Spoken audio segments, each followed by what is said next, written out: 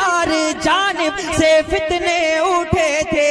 اپنی طرح ان کو کہنے لگے تھے، رب نے رضا کو جب پیدا کیا ہے پھر نجد میں زلزلہ آ گیا ہے۔ میرے دوستو، آپ جانتے ہیں نماز، ایک وقت کی نماز قضا کرنے والا بارگاہ رب العزت میں کتنا ذلیل و خوار ہوتا ہے، اور اللہ تبارک و تعالی اس انسان کو جو ایک وقت کی نماز جان بوجھ کر چھوڑتا ہے اس کے بارے میں کیا ارشاد فرماتا ہے،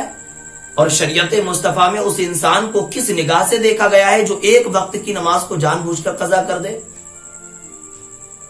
آپ جانتے ہیں حضرت موسیٰ کلیم اللہ علیہ السلام کی بارگاہ میں ایک خاتون آئی، ایک عورت آئی اور روتی ہوئی بارگاہ موسیٰ علیہ السلام میں حاضر ہوئی اور عرض کرنے لگی، سرکار اللہ کے نبی ہیں آپ، اللہ کے رسول ہیں، آپ اللہ سے کلام کرتے ہیں، آپ کلیم اللہ ہیں،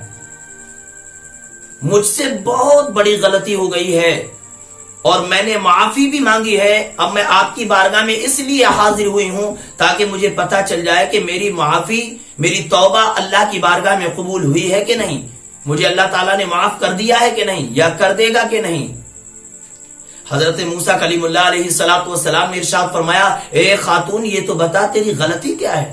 تیری خطا کیا ہے؟ نہیں بتایا۔ دوسری بار میں پوچھا، نہیں بتایا۔ تیسری بار موسیٰ کلیم اللہ علیہ السلام نے پوچھا تو اس عورت نے نظریں جھکا کر اور شرمسار ہوتے ہوئے اس عورت نے بیان کیا، سرکار موسیٰ علیہ السلام مجھ سے جو غلطی ہوئی ہے وہ ایک نہیں بلکہ ڈبل غلطی ہوئی ہے۔ موسیٰ علیہ السلام نے ارشاد فرمایا، اے خاتون اب بیان بھی کیجئے کہ آپ سے کیا غلطی ہوئی ہے اور کیا لفظش ہوئی ہے۔ تو اس عورت نے جواب دیا، اے اللہ کے کلیم، میں نے زنا کر لیا، اب اس زنا سے میں حاملہ ہوئی اور بچے کی پیدائش ہوئی، تو میں نے اپنے اس بچے کو جو زنا سے پیدا ہوا میں نے اسے قتل کر دیا، میں نے اسے مار دیا، میں نے اس کا مرڈر کر دیا۔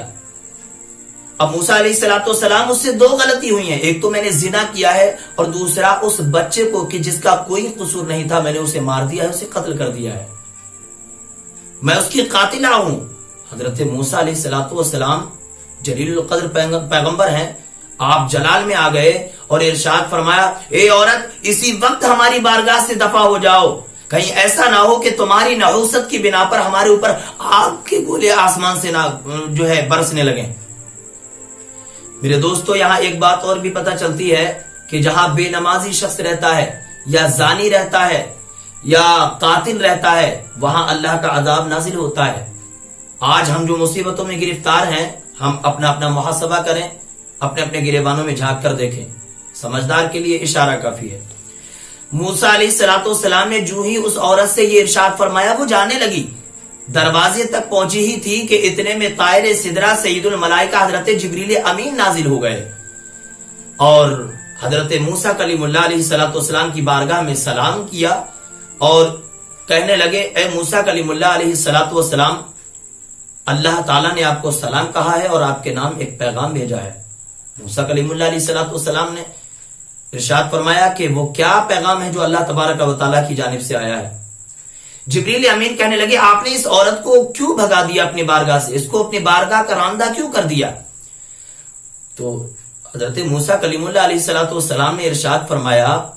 کیا میں زانیہ اور قاتلہ عورت کو اپنے پاس بٹھاتا؟ کیا اتنی منحوسہ عورت کو میں اپنی قربت دیتا؟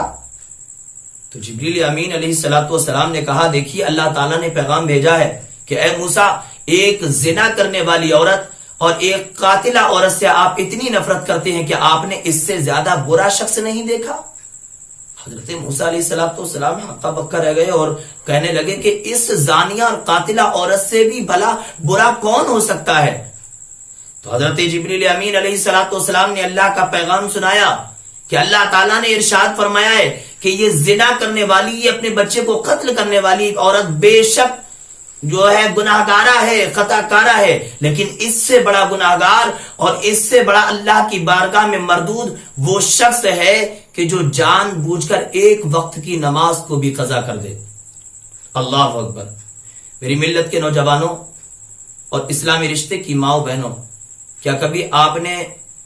اس کے بارے میں سوچا کہ ہم نے اپنی کتنی نمازیں ضائع کر دی ہیں؟ جب سے ہم بالغ ہوئے ہم پر نماز فرض، اور ہم نے اسے بالکل ترک کر کے چھوڑ دیا ہے، ترک کر رکھا ہے۔ نمازوں کی پابندی کیجئے۔ اللہ تبارک و تعالیٰ نے قرآن عظیم میں متعدد مقامات پر نماز کا حکم فرمایا ہے، نماز قائم کرنے کا حکم فرمایا ہے۔